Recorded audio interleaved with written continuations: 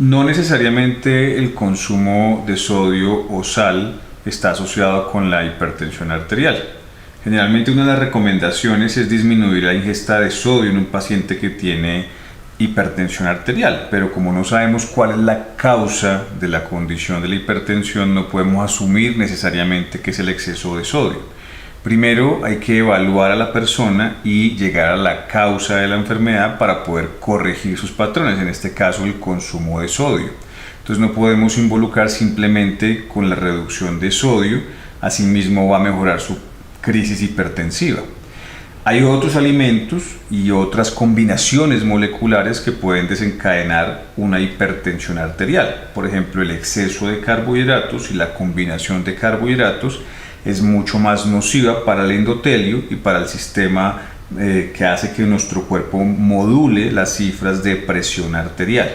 Por eso, antes de quitar la sal o hacer una restricción de sodio, es más importante aprender a combinar las moléculas dentro de la alimentación molecular. Soy el Dr. Benjamín Ramírez, especialista en enfermedades crónicas con un doctorado en bioquímica y nutrición humana.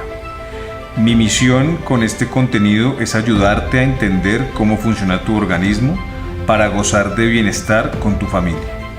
Cuando una persona es diagnosticada con hipertensión arterial, hay que hacer una titulación de la condición, es decir, saber qué tipo de enfermedad está desarrollando la persona y por qué sus síntomas son el aumento en la presión arterial. Por eso muchas veces a la persona simplemente se le dice que tiene una tensión alta, se le medica con algún tipo de antihipertensivo y se le hace un seguimiento, pero nunca llegamos a la causa del problema. Cuando logramos identificar la causa de la hipertensión, podemos hacer un abordaje médico-nutricional que pueda ser un poco más responsable que simplemente restringir su ingesta en sodio.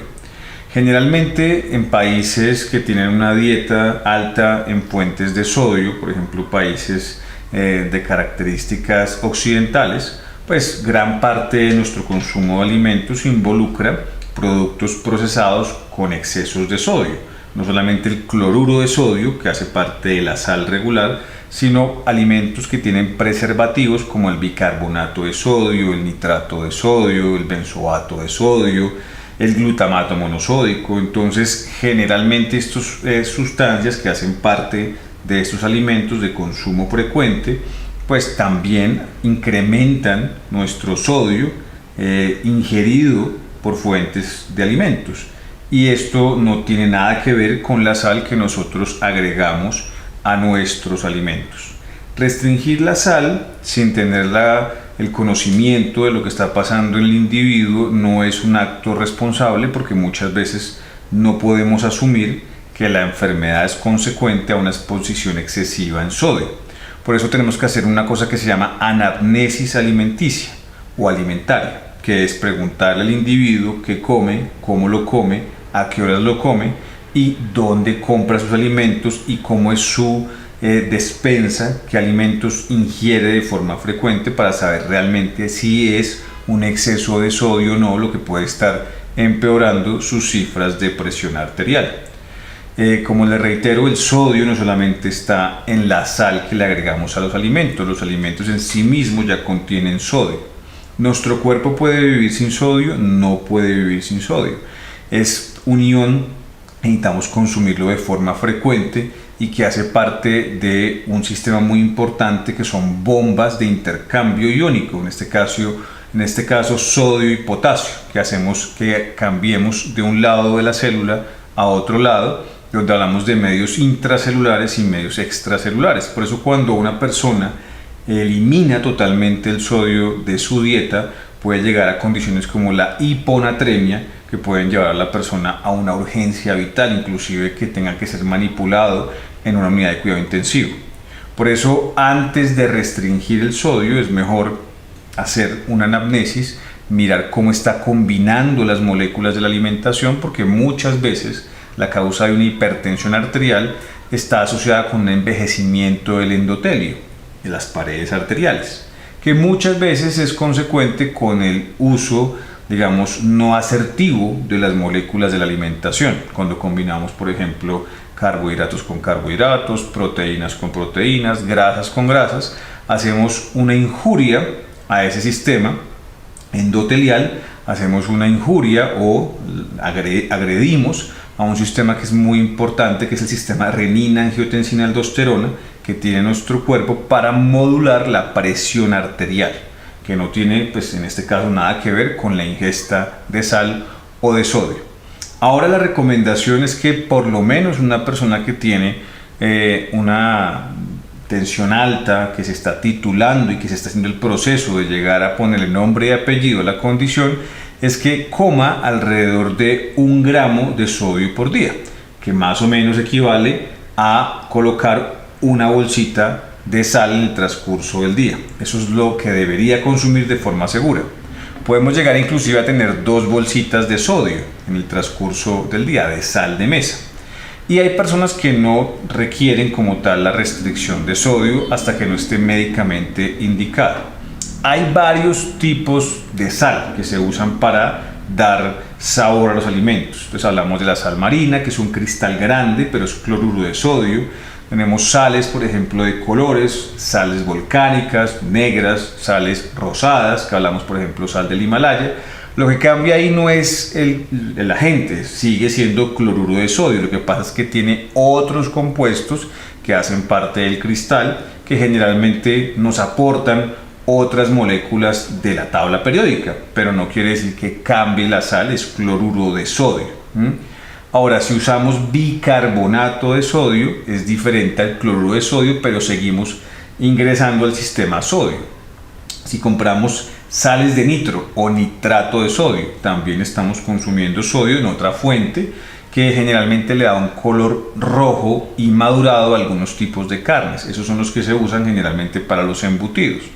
También se utiliza, por ejemplo, glutamato monosódico o benzoato de sodio para que el producto incremente la presión cuando el producto es un producto procesado y los microorganismos no puedan vivir en ese medio. Eso es lo que llamamos un agente preservante. Y cuando tenemos salmuera, que es agua con sal y muchas veces con azúcar, lo utilizamos para preservar algunos alimentos de la contaminación microbiológica. Todo eso suma al final del día en la ingesta de sodio. Entonces por eso no podemos asumir que simplemente para modificar la hipertensión arterial debemos quitar la sal que añadimos a los alimentos. Tenemos que tener en cuenta todas las variables del sodio que están ingresando en nuestro sistema. No se preocupen por la fuente de sal, si es rosada, si es marina, si es volcánica, si es sal de mesa convencional. Lo importante es que la sal, donde usted esté comprándola, ojalá sea sal yodada, porque necesitamos que esa sal tenga yodo, que es algo que muchas veces no está presente en algunos países y por eso por salud pública se suele fortificar la sal con yodo y por eso por ley en algunos países sale la sal yodada, precisamente para evitar condiciones asociadas a la deficiencia de yodo como lo que llamamos bocio o el hipotiroidismo que puede presentarse por una deficiencia del yodo, que usualmente hace parte de la sal de mesa.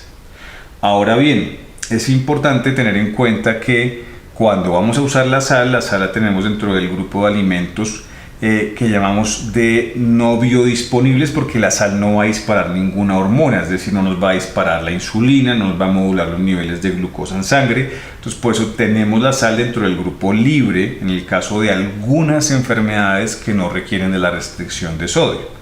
Pero cuando tenemos un paciente que se requiere una restricción de sal porque está en un proceso de diálisis peritoneal o de diálisis en hemodiálisis, lo que hacemos es básicamente restringir el afluente de sodio suministrado, en este caso en forma de sal, dependiendo de la patología del usuario o del paciente.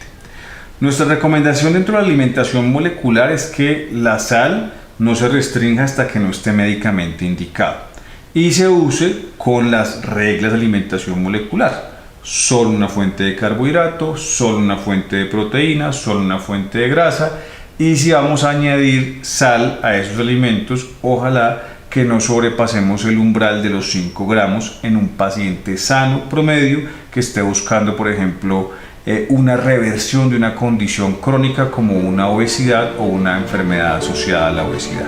Aprende a usar las moléculas de los alimentos descargando nuestra guía de alimentación molecular en nuestro portal oficial.